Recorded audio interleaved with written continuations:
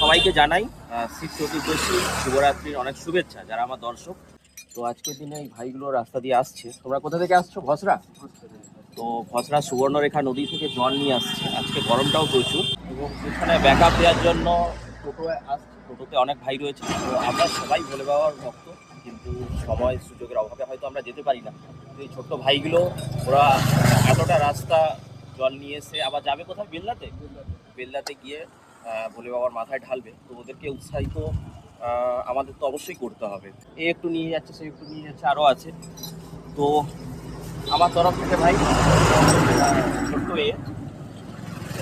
এটা গরমে তোমরা একটু খাবে। তোমরাও তো বলছো নাকি?